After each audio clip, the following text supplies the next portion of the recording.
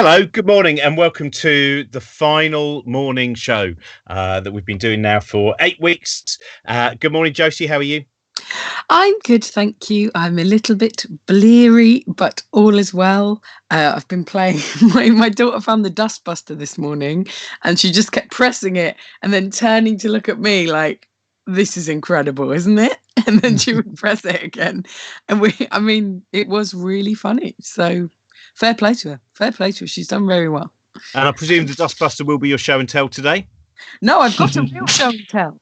Oh, okay, cool. Nice story attached. Oh, brilliant. Well, I'll just tell people a few things that, so this is the last one. As I said, we've done 8 weeks of these, and I think we've also done during this period over 100 shows as well. 10. Yeah, because we've done all these, and then there's been lots of other ones that we've been doing at night, and you've been doing your stand-up shows as well, and there's been the science shows and all of that. On Sunday we have it's kind of the big blowout, but at the same time it's also, we are continuing to do shows next week as well, but not the morning show. We're doing a show for not from the Albert Hall. It was meant to be from the Albert Hall, but we are doing a celebration of the sea. We're doing Sea Shambles. We've got all the people who were in the original lineup, Lemsey, say British Sea Power, etc. Plus we have loads of other people, including Chris Hadfield and Brian Cox and Kobe Smulders, and we also have a reading of Moby Dick. Not all of it. You will be finished by the end of Sunday. There will be some chapters that are skipped, but there's going to be a reading of Moby Dick with some very exciting celebrity guests as well as our narrators. And funny with stuff like this, because playing the Royal Albert Hall is such a dream. It's such a sort of thing that you go, wow, I can't believe I'd get to do that. I'll remember that my whole life. And the fact that we're not doing it makes you think, maybe I just invented that. Like, maybe this is just like, this is all in my head anyway. Like, it's so bizarre to like have things like that disappear. It's as bizarre as having them in the first place. You'll be on next year. You'll be on at the Space Shambles. And it serves you right anyway, because you were meant to be on with us with Space Shambles, and then you came up with some alibi of having a better career. Can't believe it. I was having a baby. Oh, yeah, you were having a baby that night. Literally giving birth. Oh, the old cast iron alibi of having a baby. So anyway, that's our Patreon as well. We set up a new Patreon site, because all the stuff that we're making now, if you do want it, I know not everyone can, but if you can subscribe to Patreon, we're still going to make stuff that is totally free to access, but we are starting to do Patreon-only shows just because of the fact that no one has any gigs anymore, and all of our live work and our diary now just kind of spits this from whatever table it's been left on. So if you can support us via Patreon, that is absolutely brilliant. Robin, I haven't even asked you. How are you today? Grumpy, actually. Yeah.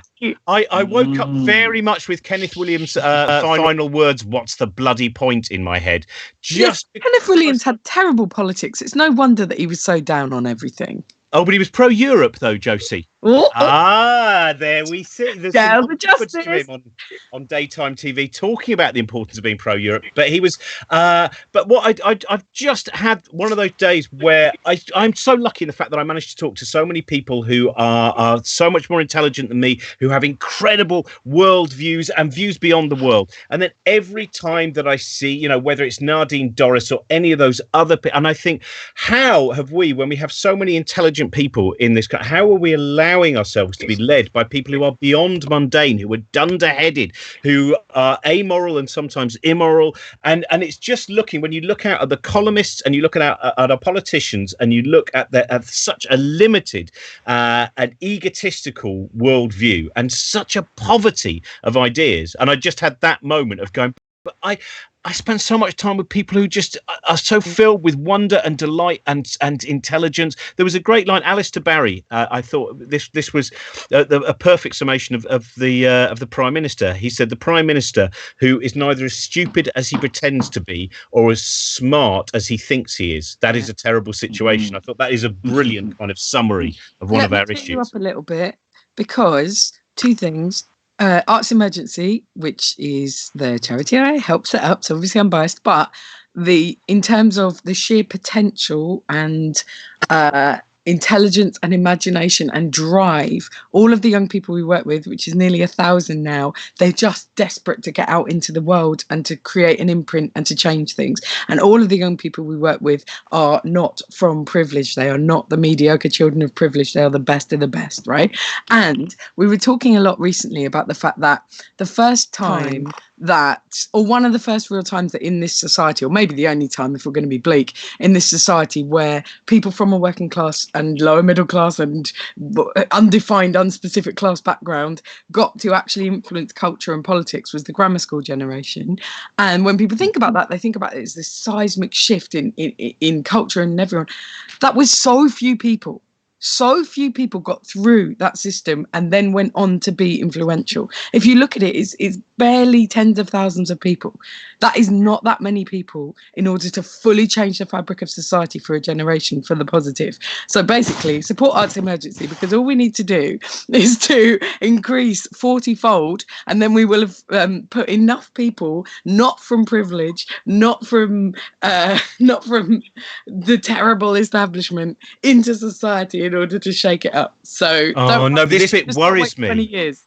Because in the movie, this is the bit where I see you as filled with hope and I kind of join your bandwagon. And then 10 years later, when I see you as a Stalinist dictator, I go, but it was all hope about poetry. And how has this happened? You know what? At least you get a medal for participating in your streets parade.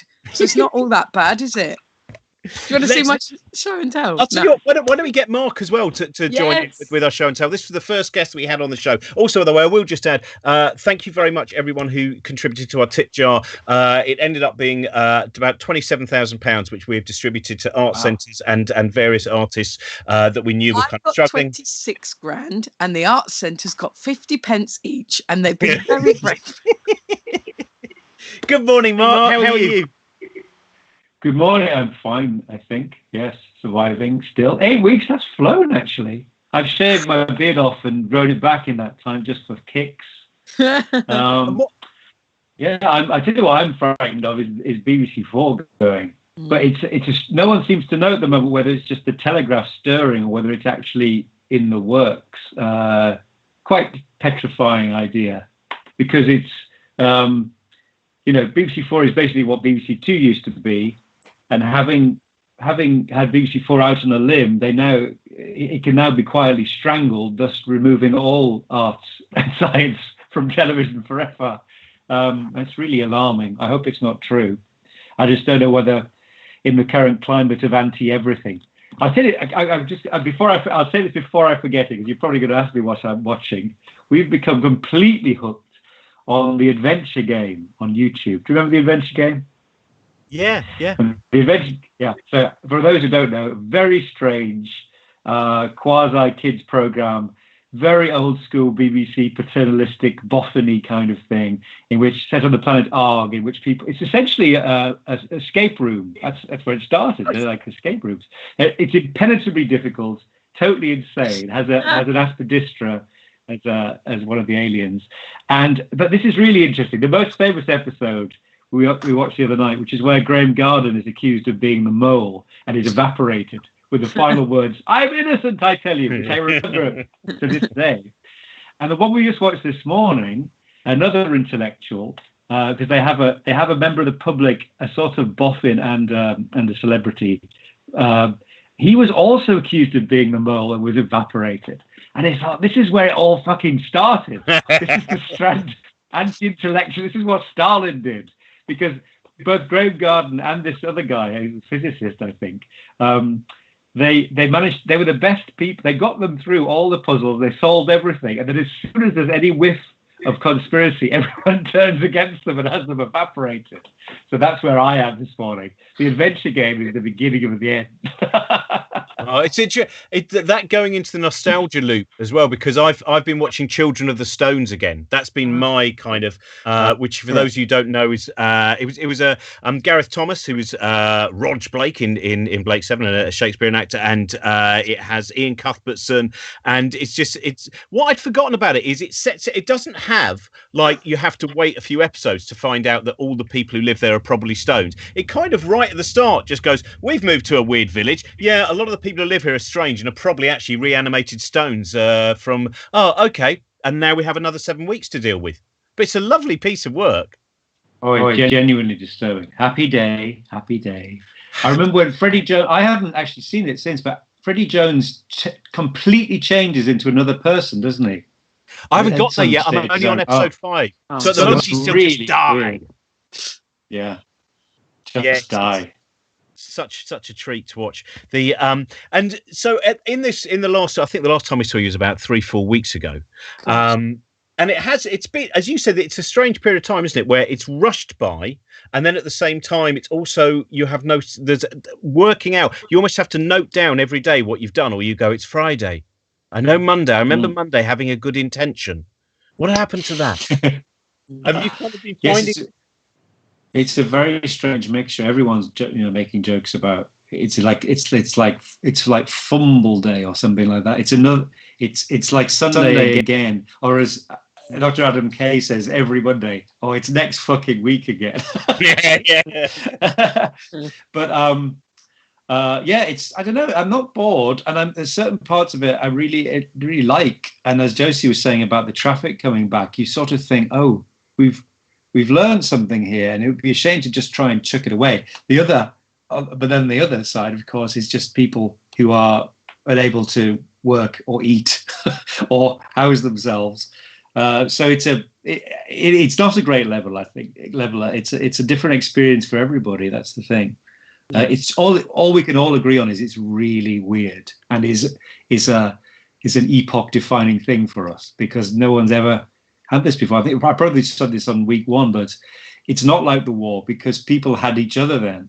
They could go. They were threatened with bombing, but they could go to the pub, and they could assemble in each other's houses. And this is the same sort of lonely apocalypse, isn't it? It's very weird indeed. Yeah, I found that. Sorry, go on. Go on. No, you. I've been treated. This is my show and tell. A few years ago, I fell down a rabbit hole of trying to find crime thriller detective novels, which I'm very fond of, with the most mundane names possible. And I ordered 4 from Abe Books, and I've read the first 3, and I'd never read the 4th one, which is what I'm currently reading, which is brilliantly called Murder in Hospital. Wow, what's it about? It's a twist. This is a very good one by John Rode called Vegetable Duck, which is actually a wartime recipe where you stuff marrow with mince, I think it is. It's a good mystery. This is a bit dull, but has an amazing title. He Could Not Have Slipped. Oh, that's fantastic! But this is the absolute cream of the crop. And this is a good detective story with the most fantastically mundane title. So imagine maybe you've gone through all the police procedural things like assault and battery, or prime suspect, or murder most foul. What do you end up with? They rang up the police. But the great joke, now I'm on Murder in Hospital, I've discovered that Josephine Bell, whose story is a bit racist, but not bad. Her first book was called Death on the Borough Council. So I know what I'm going to be ordering this afternoon. Borough Council. It's good, isn't it? It's like a deliberate attempt to not get people to read it. That is such a beautiful. That there was a book that I've searched for, and I'm not sure if it exists. You know, when someone tells you when you're young about a book, and then you go on the search, I think it was Paul Putner, the actor Paul Putner, told me about a book which was called Hobbies for the Bedbound, that came out in the 1930s, and I always thought that's such a fascinating. The hobbies because that as a picture of the world then, and it made me think of, I think we've talked about it before, Ernest Thesiger, the wonderful actor, in his book Adventures in Embroidery, and his desire. I've still not got it. Adventures in Embroidery. I have not. I'm going to get it. I'm determined. That's one of the things. I've got it. You don't. I've got it. You've got Adventures in Embroidery. I'm going to go I'll go and come back after we've done this bit. I'll go and get it. I've got it. Because I just loved it when I'd not known about until I watched the Old Dark House was yesterday on my list of David McAlmont, who's going to be on later as well, doing the lockdown films. And I thought Old Dark House is a perfect lockdown film. It's 70 minutes. It is just such an incredible mixture of atmosphere and camp, and it's a beautifully strange. I think it's probably James Wells's most beautifully strange film. I don't know whether you would. You may well disagree, Mark. Oh, it certainly is strange. I mean, everything about it is weird, isn't it? Have a potato. Would you like some gin? It's my only weakness. It's so strange. I mean, even down to the casting of an old lady as the head of the household, and it's so off-puttingly wrong, isn't it?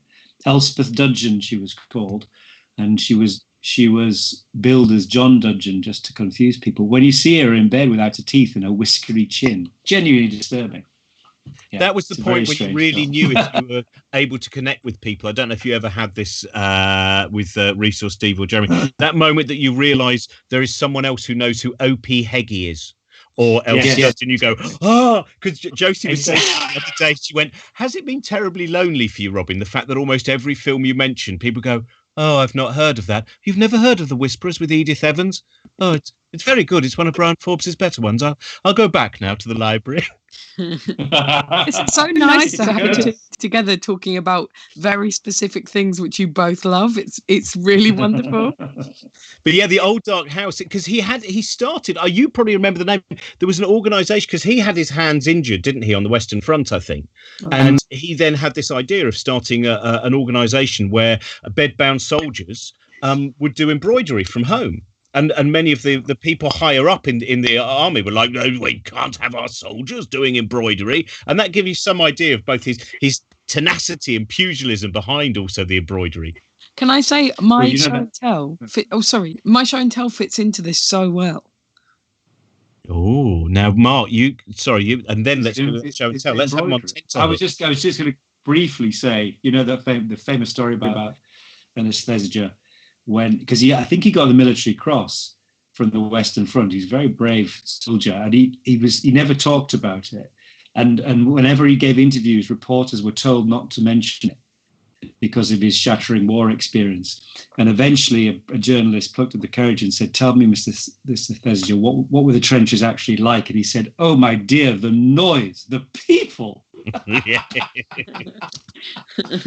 Oh, he's delightful character. Josie, what have you got for us now? We've got the suspense. I was on the tube, which many of you will remember was a thing we all used to do, and there was a woman next to me, and she was making this. I don't know if you can see. The doily. Yes. Yeah, but it's fine lace work. She was doing it with this tiny needle so quickly, and it span as she did it. And I just couldn't look away. It was so beautiful. Anyway, I've spoiled the story a bit because I couldn't help but show it to you straight away. And so I'm very much somebody who talks to strangers on the tube, and it gets me into good and bad places. And I was like, "Excuse me, that's amazing. What are you doing?" And she reacted to me quite gruffly, and I thought, fair enough. She was like, "Oh, I'm making a doily."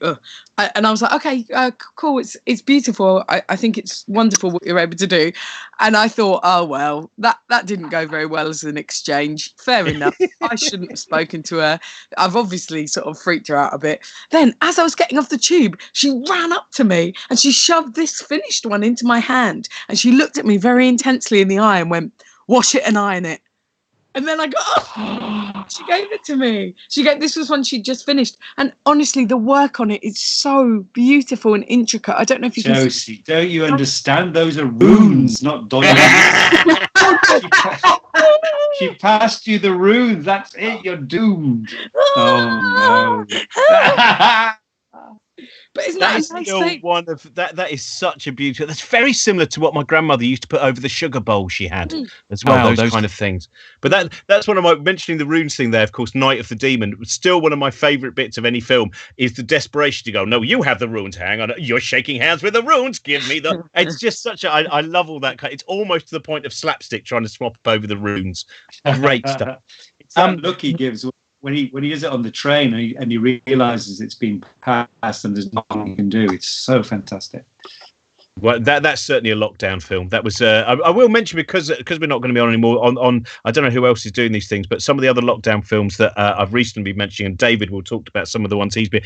Reflecting Skin. I'm sure I've mentioned this before. If you have never seen the film, The Reflecting Skin by Philip Ridley, it just gets better on each revisit. You've seen it, Mark. Yes, in the early 90s, not since actually. No, he's a very interesting filmmaker, Philip Ridley, isn't he?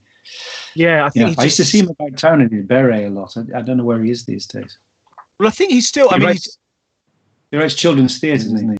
Well, he also did. He did a brilliant. He did this set of monologues that I saw in the studio at Southwark Playhouse, I think about a year and a half ago, and he wrote them so that there was one male actor and one female actor, and they would swap round each night, so that one would do so they would do different monologues, so that they had no specifics in terms of gender, and it worked really. There was a beautiful one that he did where you're trying to work out what's going on as this person tells a story, and it just seems initially that it's a kind of a love story involving someone in a bookshop and this beautiful, and then slowly it's about actually the disintegration of society and how someone ends up becoming a refugee.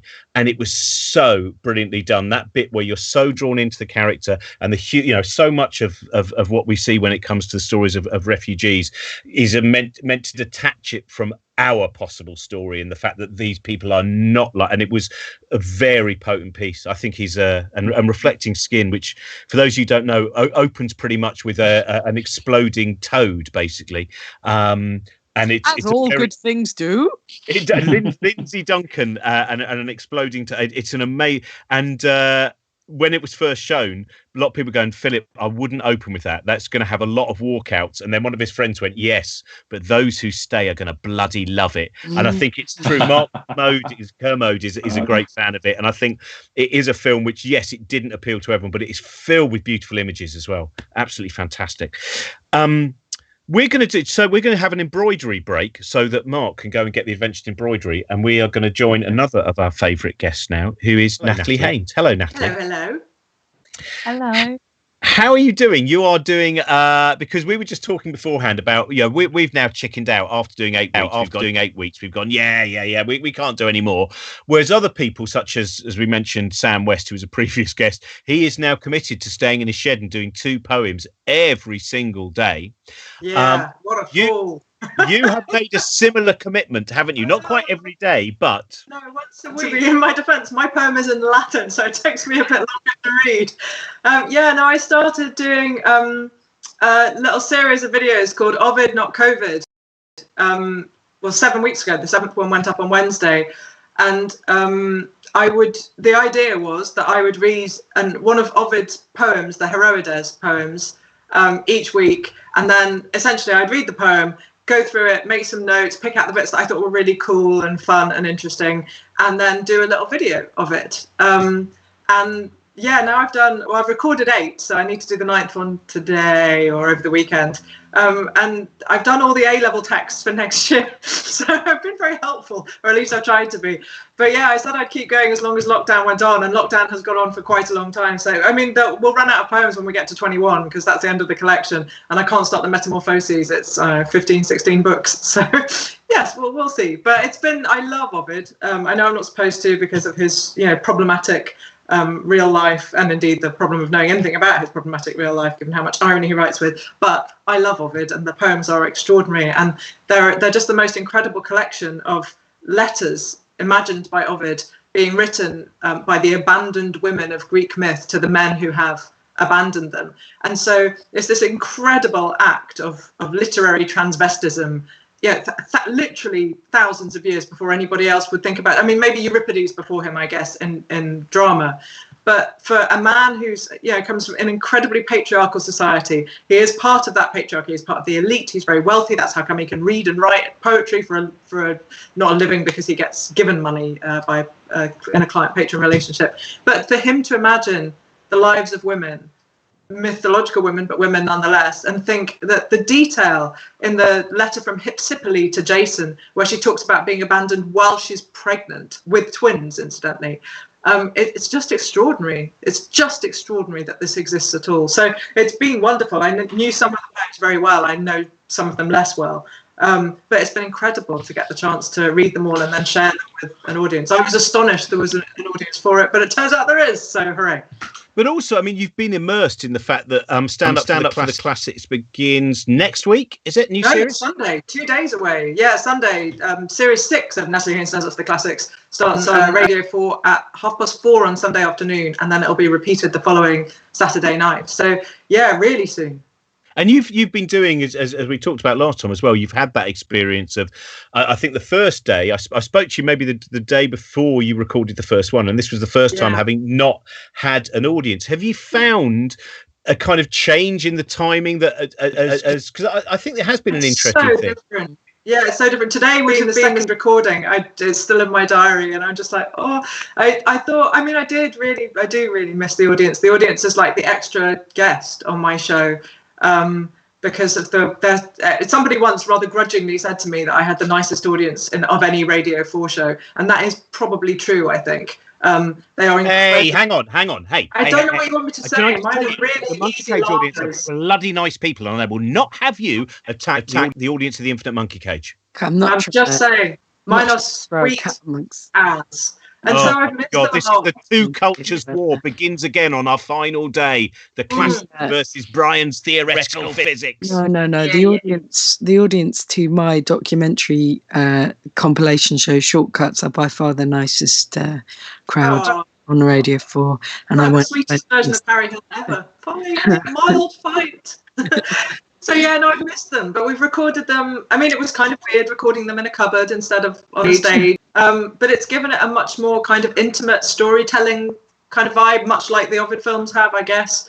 And it wasn't. I mean, we changed the kind of format of the show as well, because usually for the first 5 series, it's been about a historical figure from the ancient world, and for this series, because it was going to have this kind of more storytelling-y kind of thing, we switched it so that it would be about mythological figures. So it would have that kind of, let me tell you a story, as opposed to let me talk to you about a life. It felt like the talking about a life felt like such a performative thing to do. I didn't really want to do that without an audience. I didn't want to make the series that we were planning to make and it just be not how I planned it. It's like, well, how can we make a whole new series that will be something different and kind of will bring you into the show instead of me performing the show out. So I hope we've achieved it. I don't know. I hope it's all right. I don't know. I think that's the best way to react to this circumstance as well, is to say, okay, I can't bend what I was going to do to fit with this. I have to make what is apt now. Yeah, let's make a different thing well instead of the thing we wanted to make less well. Definitely. Yes.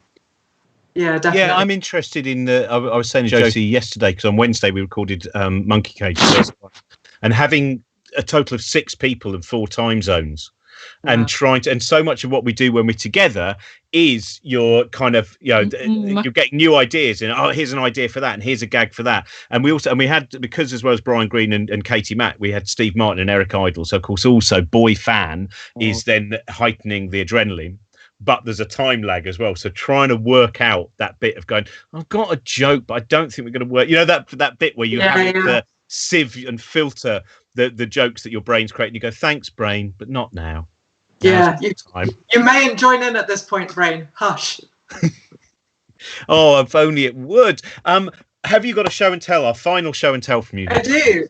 I have generally brought you classics items on my desk.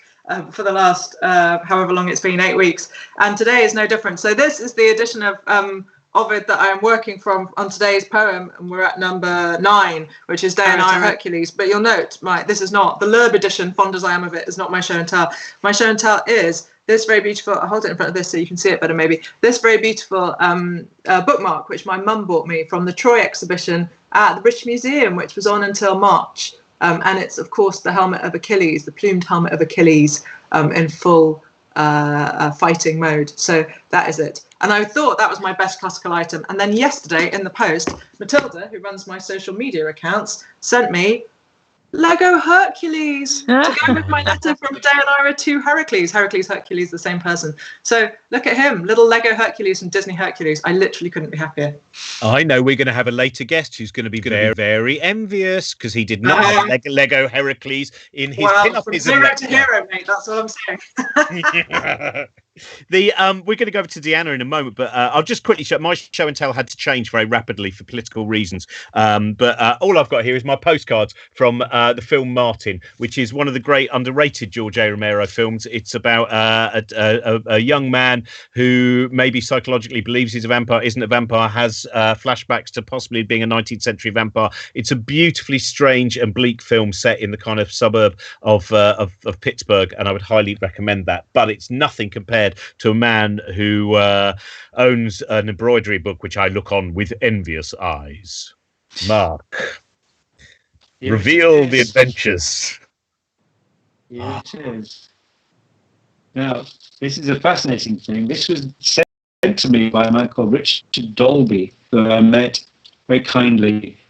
Said to me, we met at the Bram Stoker Memorial Dinner in 1914. In 2014, and he sent it to me. It's from 1944. It's printed on wartime rationed thin paper, but it's a very beautiful thing. Yeah, and here it is with colour plate and everything. I'll find a colour plate. This will get you through the lockdown. Oh, that is. And he used to embroider with Queen Mary, who was a good friend of his. I love things. Two queens together.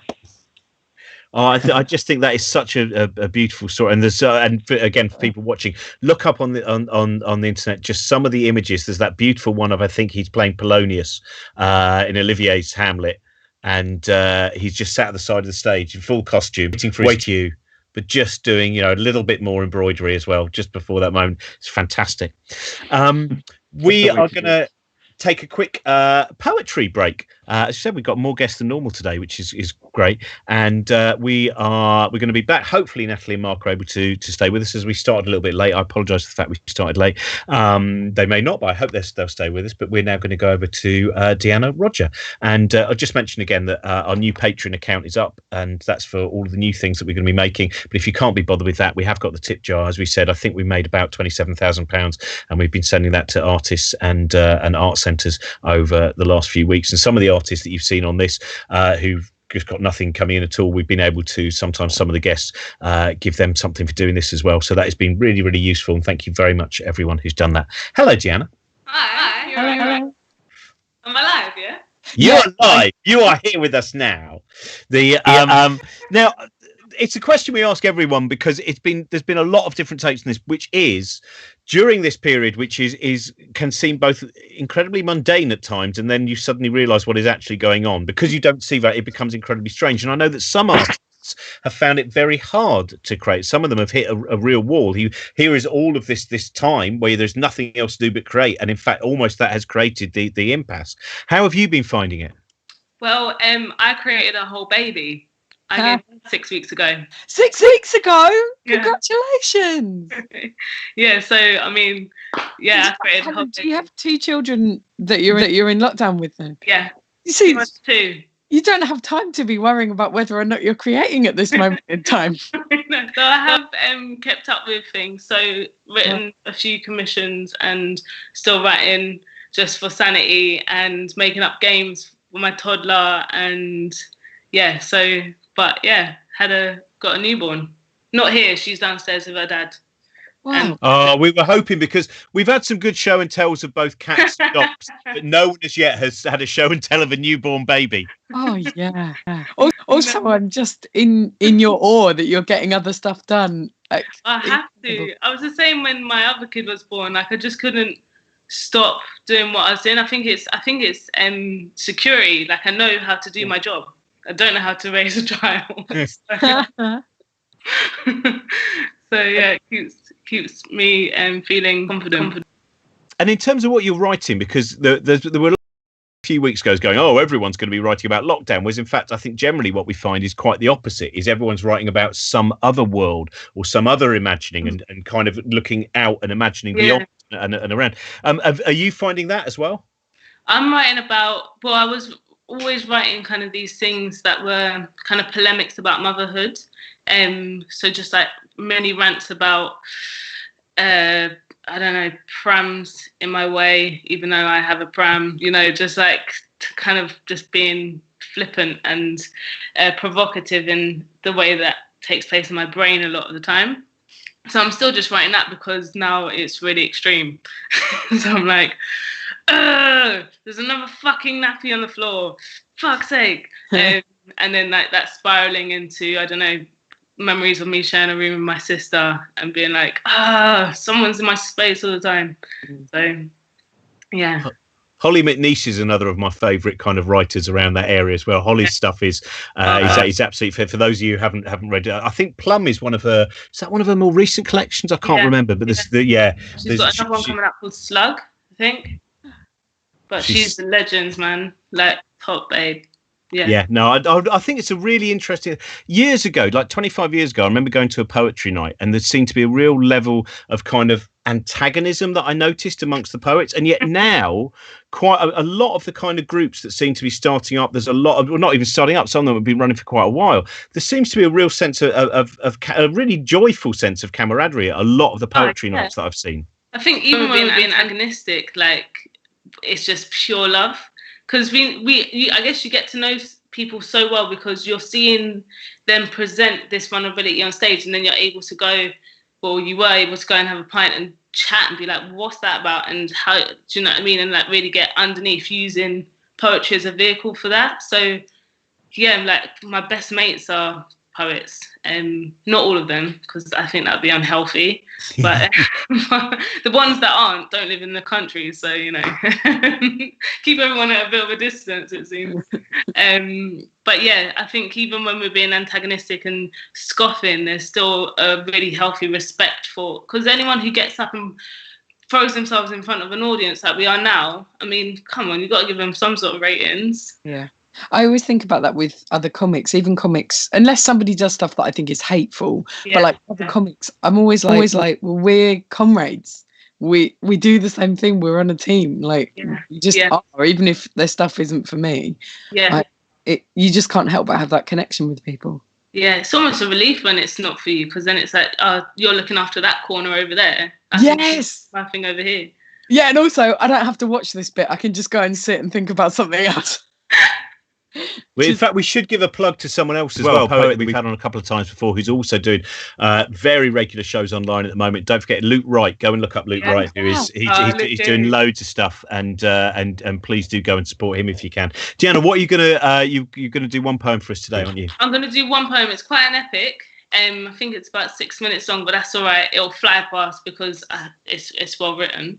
I wrote it a couple of years ago. It's called Psycho Bitch, and it was for Small Green Shoots that I wrote it.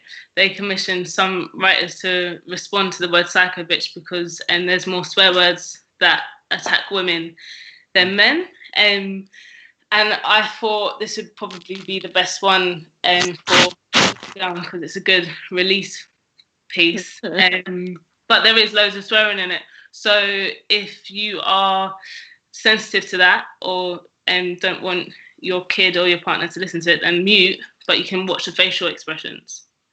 Go into a cupboard. If you're homeschooling now, either send them into the cupboard or you go into the cupboard. I've always found that when I've been, when I took my son to poetry things at festivals and stuff like that from the age of 3, it meant that he learned very often how to eloquently use. If the first experience is actually seeing an imaginative use of swearing, I think that could have a very good effect. Yeah, I think so. I think so too. That's because I swear a lot.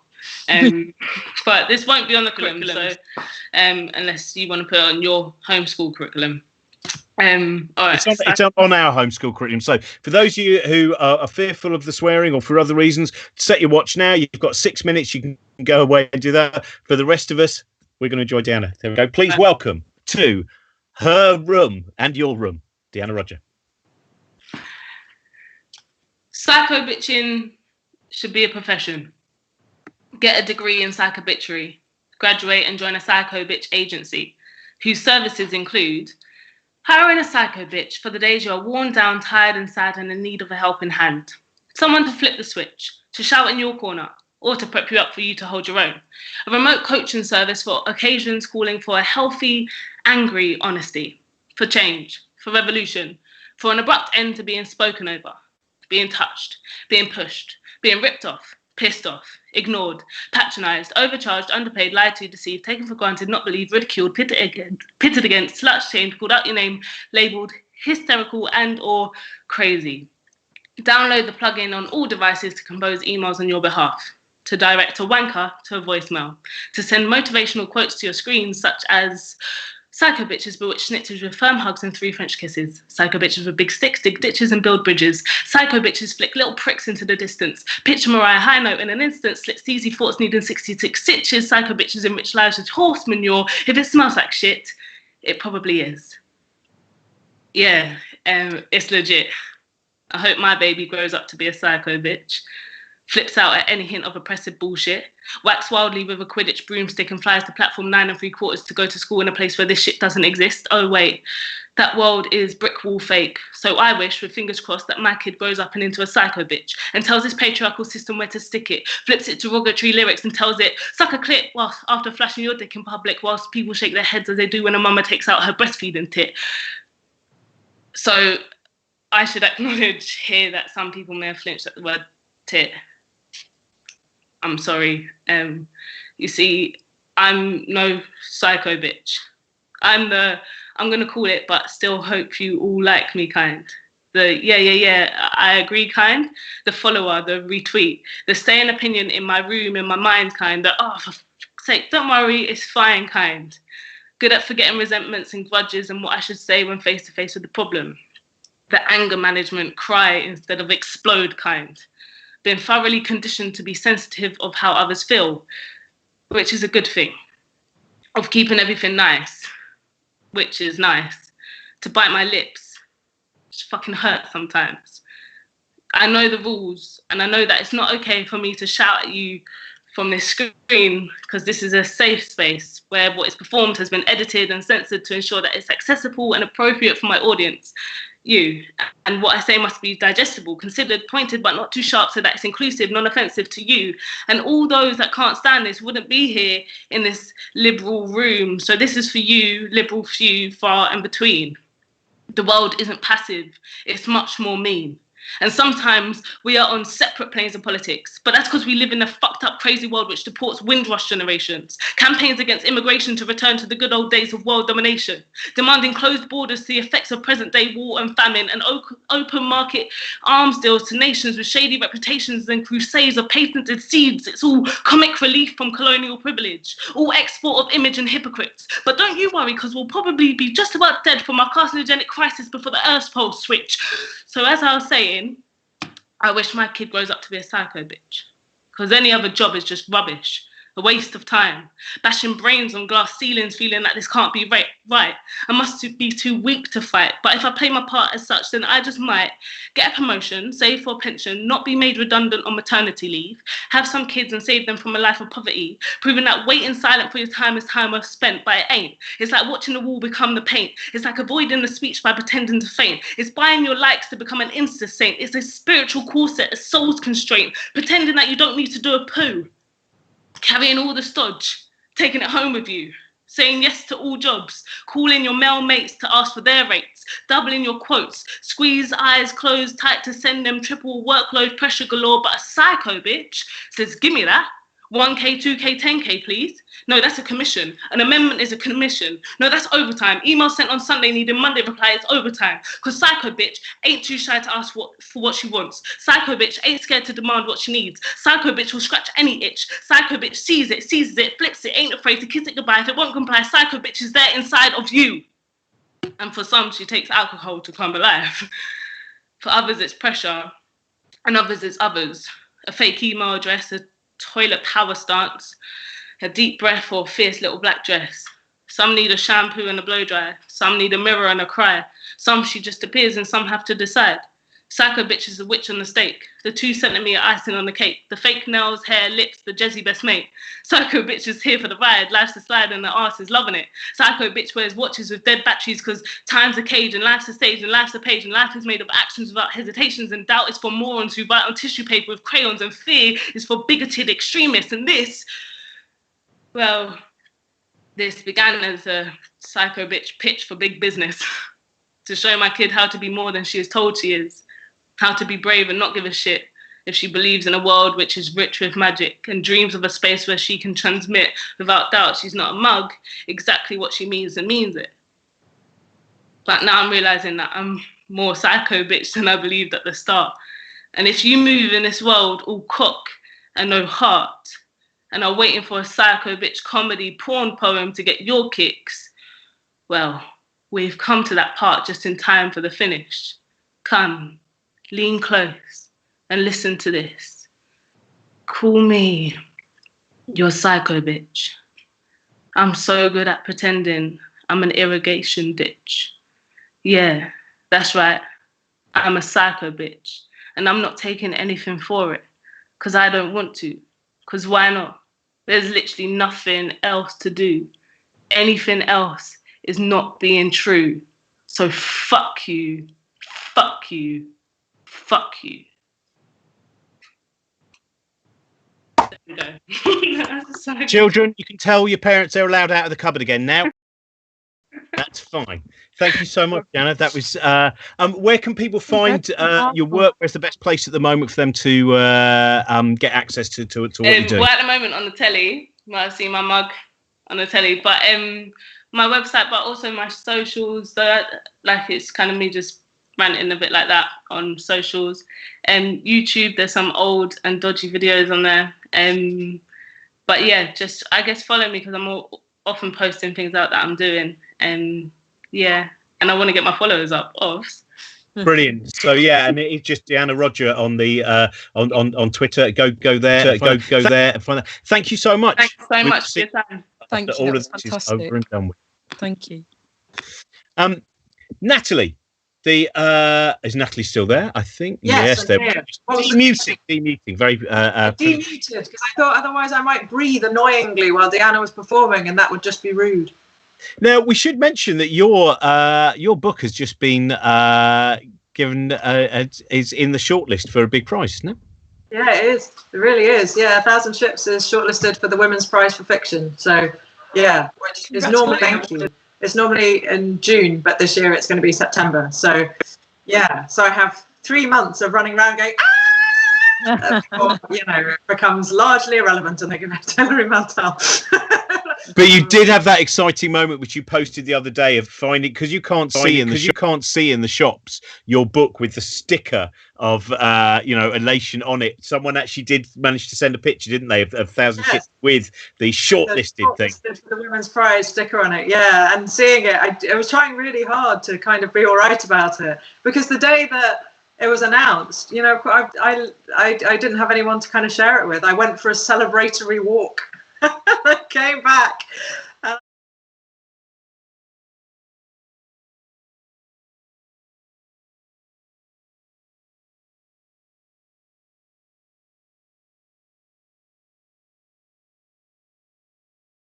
of kept my emotions in a reasonably kind of plausible order. And then a friend, Truda, posted a picture. She'd ordered the book from Waterstones, I think, and it had come with the sticker on it. And she took a picture of it and put it up on Facebook. And I was like, oh, there it is. Look at that. It's real. Because for a while, you kind of assume you've dreamed it, because it is one of those things that you sort of think as you're writing a book, you think, oh, what if people read it? What if people like it? What if people are nice about it? What if they tell me that they like it? And those kind of thoughts, you have to sort of, well, I have to, I guess other people do things differently, but I have to keep them kind of in check, because otherwise it gets sort of dizzying. And so you sort of have those moments where you think, oh God, what if people really, really went for it? That would be incredible. And then with this book, with Ships, it had 2 or 3 moments like that. One, when it was translated by a collective called Sezon Gunaikes, a women's theatre collective in Cyprus. They translated it into Greek and did an all-day performance of it at Nicosia International Festival last November. And I went over for it and watched whatever it was, 14 hours performing this book, dozens of women performing this book, and that was incredible. And then they brought that over in English this time to the British Museum, and we did an edited version of it. No, actually, we did the whole book there, but in 3 rooms at the same time, so you couldn't see the whole book. And loads of my people like Margaret Cabourn-Smith, who I know you're a huge fan of, came to read there. And finishing, I read the last bit in the Parthenon Gallery, and that was one of the most emotional experiences of my whole life. I never cry in front of people ever. You know me, normally I'm like stone, but I just couldn't. And then, yeah, the shortlisting, I just can't really. I'm so boring about it, because the exact cliche that people say, it's such an honor to be. You go, no, I'm not bothered about it being an honor. I'm just overwhelmed by it. I was overwhelmed by it when I got the email telling me, and I'm overwhelmed by it now, weeks later. I can't really believe it. And it is so. And it is as well just the fact that you work so hard on a book, and and there are all those moments of worry and fear, and will anyone read it, and will those who read it like, and the fact that it does also mean that hopefully more people are going to read the book as well. More people are going to, that world that you've spent so long creating and debating with is now going to be in more people's minds. So I think for that, it's magnificent as well. And you know how it is when you're writing, you just write for, either yourself or your kind of imaginary reader or reader, but you don't really imagine it going out into the world and meeting other people. And this book in particular, I know you know this already, Robin, very nearly broke me in two. It came as close to destroying me as anything ever has, and I do not say that lightly. And so it's extra kind of strange and special that a book which came so close to running me down and crushing me is now, it feels like it's kind of clinging on to the fact that readers are reading it and getting in touch with me to tell me what it means to them and so on. It has been like a real lifeline, the rope that you pull yourself forwards on through this whole kind of lockdown process. It's been an extraordinary experience at the British Museum, which was just before, everything, it became clear that we would be locked down. It was the end of February. And we didn't realise quite how unlikely it was that I'd be able to go back over to Cyprus and see them in a few months. But there was a woman in the audience there who had survived a war. She was and is a refugee from war, and she's made her home not in London, but she was in London for a short period of time. And she wrote to me afterwards to say, thank you for putting this experience into words. And so how am I supposed to respond to that? How am I supposed to say thank you to somebody who should never have had to undergo that in the first place? But that's how I feel, is thank you for listening, thank you for reading, thank you for feeling that way, because it makes me feel like the destruction I brought upon myself is such a minuscule fragment of the destruction which was simply done to millions of people every week of every year of all history. And then you kind of go, oh, okay, but it was maybe worth doing something that was painful in my very small, very cozy horizons. It was worth it to try and reach out to people who've had such a harder, more brutal life and say, I'm doing my absolute best to hear what you're saying, and I'm doing my absolute best to tell people how it is. Well, people, 1,000 ships is as we say most mornings. Try if you can use an independent bookshop. A lot of them are still ordering books and delivering books and doing all those things. Yes, Yellow Lighted Bookshop. Please go for them because they are doing an incredible job. The Yellow Lighted Bookshop in Gloucestershire are doing an amazing job of getting books out to people all over the world when they can, but all over Gloucestershire when they can't. But they will deliver nationally, so please do order from them. Yeah, remember them. Big Green Bookshop. I'll add to that. Newham Books. So they're all go and look them up and support them. We're now joined by again someone else who is leading this new wave of revolution in the classics. But last time he was on, we were talking about the show he did mixing Heracles and Duke Ellington, and which is as I mentioned last time, it's an incredible piece of work. I saw the first time he did it, and hopefully when this is over, he is going to be doing it in more locations again, because it's just astounding thing. So hello, we're David. joined by How are you? David. I'm very good, Robin. How are you this morning? Great. And I want to start. It's still morning, isn't it? Yeah, I know it's been a long one. This one, hasn't it? Thank you. I want to talk about your lockdown films, because you were just before we went on. We were talking about on Facebook, doing a little rundown of 10 films that are really worth your time, and you were telling something about you've chosen a Hitchcock today. Yes, but there's quite an interesting proviso. Can you tell us a little bit about that? Well, it's Frenzy from 1972. As the series has gone on, I've actually moved from the films you pay for online to the films that are available for free online. And I'm not sure how I felt about Frenzy the first time I saw it, but I noticed a few months ago that it's online, so I checked again last night. And after a day of marking student papers, I thought, right, what I need is a good 2 hours of escapism. So I went to Frenzy. And it's fascinating because it's set in London of 1972. It's his penultimate movie. It's shot in and around Covent Garden. It doesn't use any major stars. It's people like John Finch and Barry Foster. And it's very watchable, but there are sequences in it that are really horrific and uncomfortable and quite wrong. And so I woke up this morning feeling a little bit stuck. So I didn't have a film to recommend today. Basically, I've been watching them the night before and reviewing them the next morning. But then I thought, no, speak about this and speak honestly about how it made you feel this time. And before I did that, I accessed JSTOR. I don't know if you know about JSTOR. Yeah.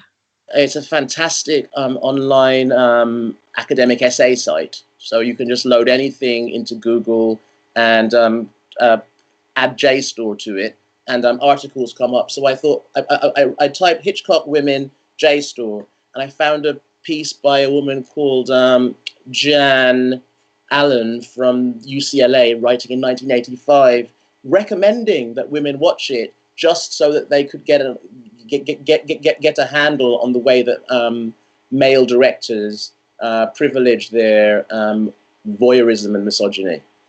And so I wrote about it. I wrote about it that way, and then I said that actually, if you're a Hitchcock completist, this is the film more than any other that actually reveals who it is that you're dealing with.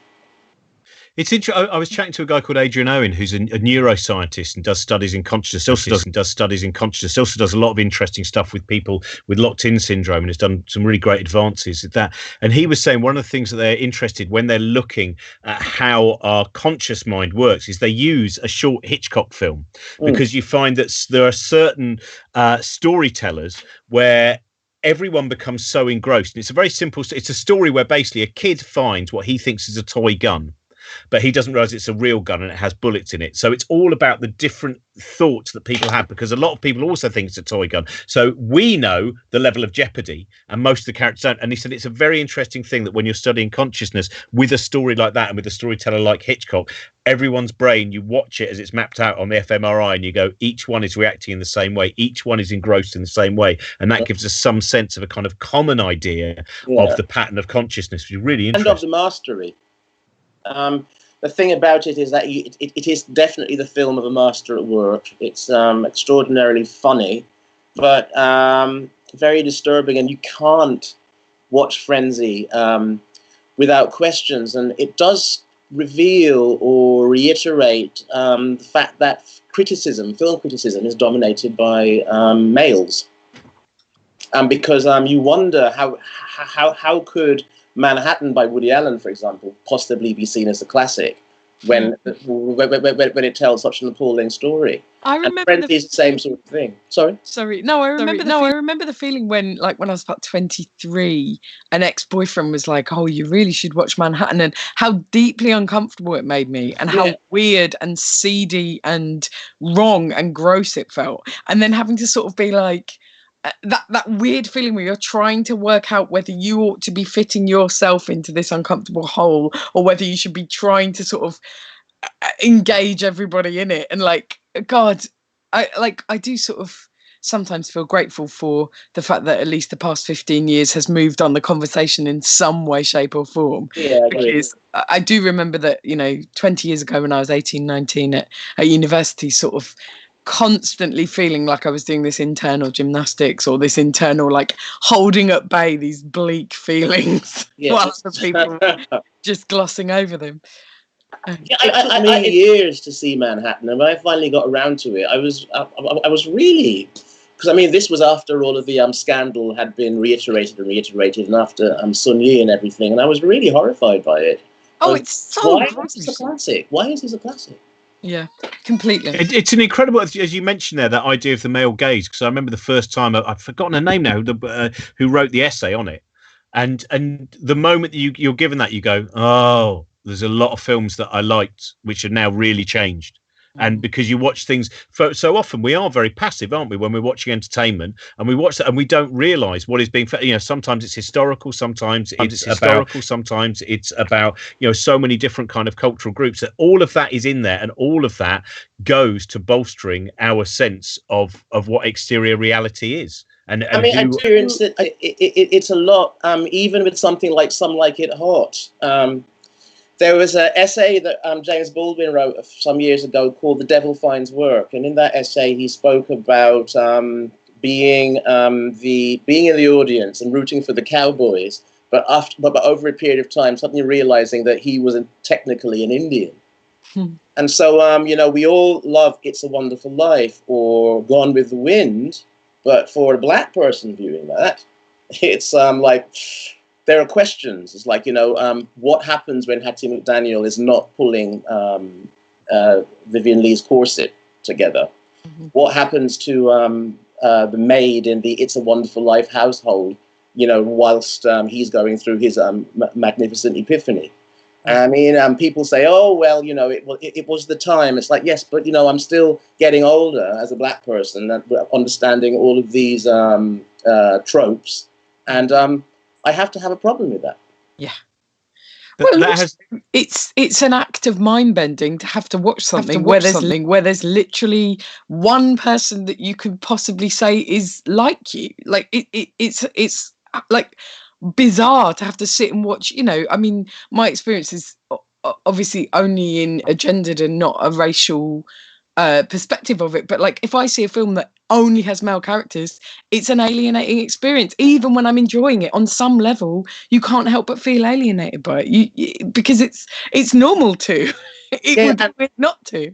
And the criticism that makes this movie a classic. Who is writing this? Who's promoting that idea? And inevitably, you find yourself with a wall of blokes. You just do. Yeah. We're almost out of time, which is a pity because every person we've got on here is someone that I've for a lot longer than Natalie, we were talking beforehand when we mentioned Hitchcock, and you were saying your favourite Hitchcock is The Lady Vanishes, but it is. I just love it. I don't really like. My favourite Hitchcock by far is Black and White. I like them when they're murder mysteries. I like them when. Don't get me wrong. I like Cary Grant in a nice suit, running as much as the next person. But I really like it when people are in grubby, grimy London in Hitchcock world. I think the misogyny is at a much lower raw at that stage. So I don't feel, like Josie says, I don't feel the sense of alienation I feel later on where you go, well, I suppose this is very beautifully shot. At the same time, though, are women all whores? Hitchcock, okay. It just is a bit tiresome, isn't it? Having to constantly rejig that in your mind. You say, I can't be bothered anymore. Sorry. And The Lady Vanishes is a delight. I would say that and 39 Steps are two of Robert Donat is just a superb actor. Mark, can I ask you, Hitchcock? Young and Innocent. Which one's Young and Innocent? Oh, Joe, Young and Innocent. That's an early Hitchcock, wonderful film. It has a twitch. There's an incredible sequence where the murderer is revealed.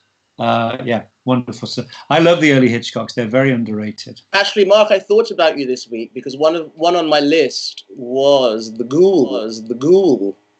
33, Faith Hunter, Karloff's first British film, I think.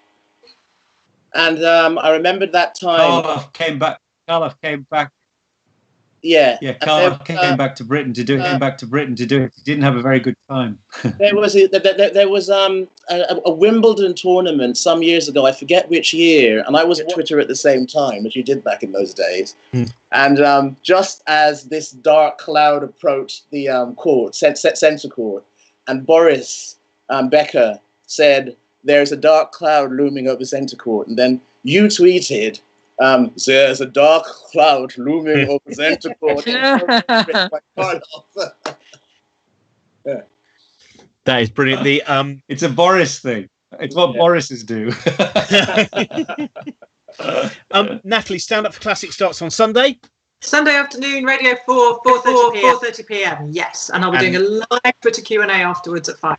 Brilliant. And 1,000 Ships is, of course, as we said, if you can use an independent bookshop, but however you can get it, go and get it. Mark, don't steal it, Robin. Don't encourage people to steal it. That's not helping anyone, is it? This is the hardest time for bibliothefevery, as well you know. Mark, some of us do not require it.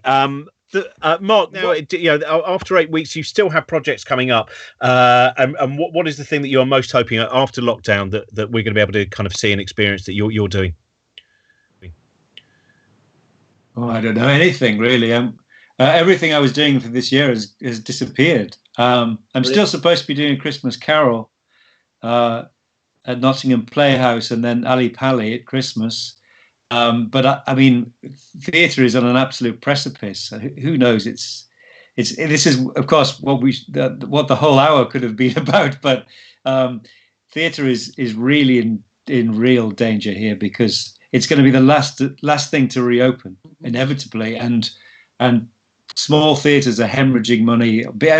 Every theatre is hemorrhaging money, and some of them are going to go to the wall inevitably. It's a very frightening time. So I don't know. I really don't know. I'm sort of like everyone. I'm writing in a vacuum, not knowing what the world's going to be like on the other side, or when the other side is going to be. So I don't know, really. Got nothing up my sleeve, I'm afraid. Yeah, it's a weird thing. Adventures in embroidery. But as a writer, it's so humbling as well, because it makes you realise how much before this happened you felt that you were in possession of some knowledge about the world and about the future, and actually how much that was resting on sand, you know. I think before I really felt like, well, I'm able to kind of think about the world and pass that on, and now I'm like, I got nothing. I got a dustbuster that my baby uses. I got nothing. That's my new catchphrase. I say that every day. I got nothing. I got nothing today. Nothing. We should. Oh, sorry. No, I was just going to say we should mention as well that you were talking about BBC before, BBC 4 before, and I do think that is one of those things where there will be alibis made up for why certain things are now considered to be luxury goods, which will be art. Yeah. It's all kind of so I was just going to mention Yanina Ramirez on her account at the moment is very much kind of behind the drive to show how much support there is for BBC4. So any of you, I'm sure many of you have seen her arts documentaries or heard her brilliant series Art Detective. She particularly enjoyed talking to you, Mark. I know that because I spoke to her yesterday and we were chatting about some of your choices. So also go and have a look at all those things. Thank you so much, everyone. We're going to end. David, I think it's still okay to. Are we going to end on a song, David, today? If you like. I would like to. Thank you very much to David and Natalie and Mark, who've been very supportive of us over this last 8 weeks. And it's been a great joy to have Josie as well, to start every day with my dear friend Josie as well. Here is a sidekick, like a little puppet of a little woodland creature or something, is how I see myself. Like if we're in the broom cupboard. I see you as a mighty transformer dustbuster. I see as that's what the different ways that we can twist and shape you from at one point an arts emergency campaigner, then the dustbuster that your daughter plays with. And sorry, if anyone didn't see that at the beginning, you're probably thinking that may well have some kind of really misogynistic connotations. It is referring to a story at the dustbuster. Oh, great. I've ended now. This is going to ruin my reputation on the final day. Is it really feels like, because once this is over, this will be the end of lockdown. Like it's going to be such a head fuck to be like, and we've done the 8 weeks, and tomorrow we're okay. So just well, we're still going to meet every 10 o'clock, aren't we, Josie? We're still going to meet up and have a little chat every morning. Perform the ritual. Oh my word! I have to tell you this before this ends, because something interesting happened to me yesterday, and nothing interesting ever happens to me. I was in the woods recording my Radio 4 show at a distance from the producer, because we don't know how else we can record it. And in the woods, where's my photo of it?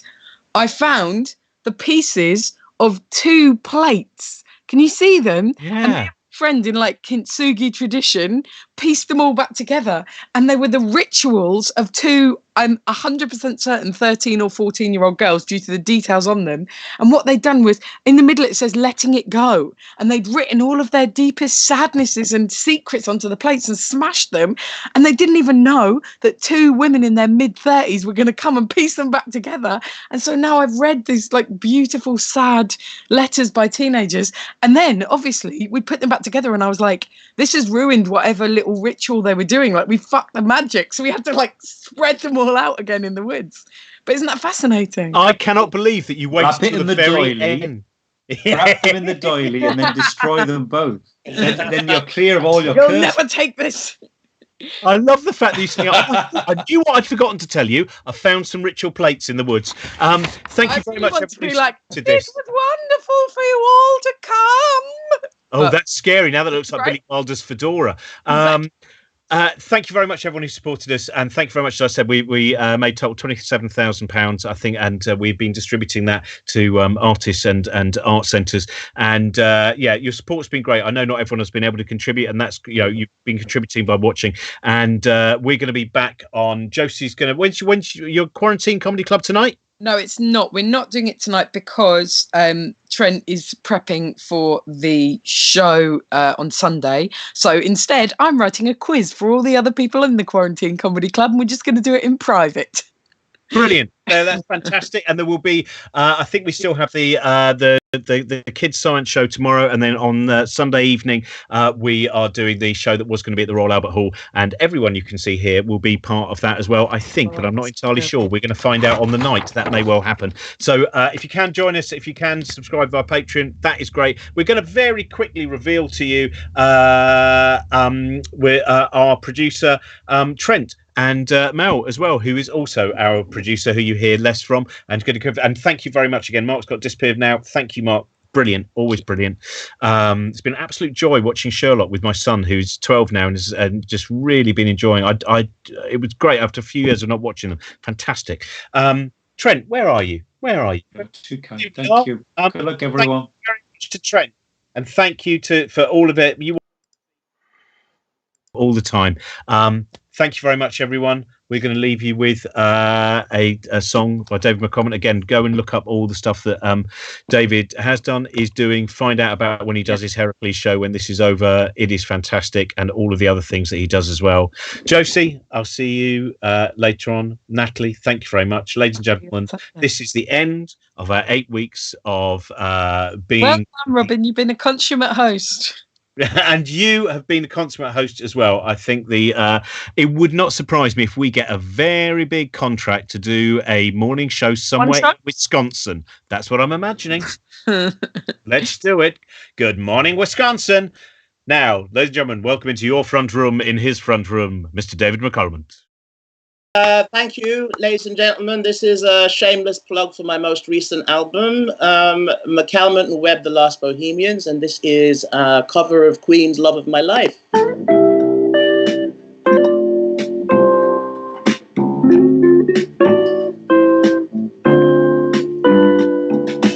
Love of my life, you've hurt me, you've broken my heart, and now you leave me. Love of my life, can't you see? Bring it back, don't take it away from me, because you don't know what it means to me. Love of my life, don't leave me. You've stolen my love and now desert me. Love of my life, can't you see? Oh, bring it back, don't take it away from me, because you don't know what it means to me. You will remember when this is blown over and everything's all by the way. And when I grow older, I will be there at your side to remind you how I still love you. I still love you.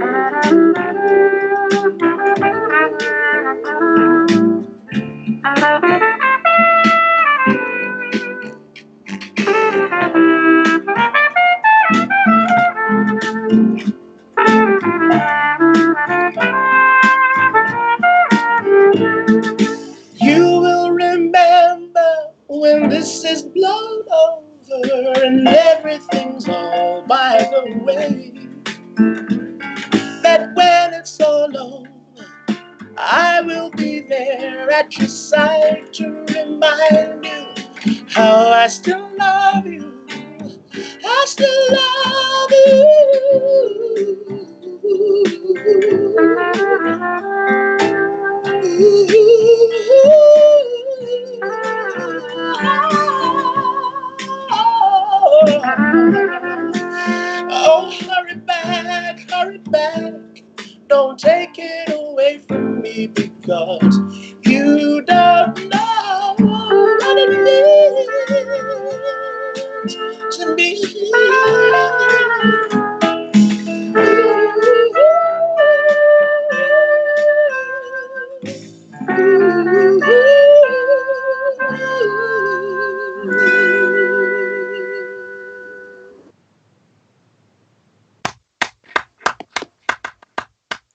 had to go there.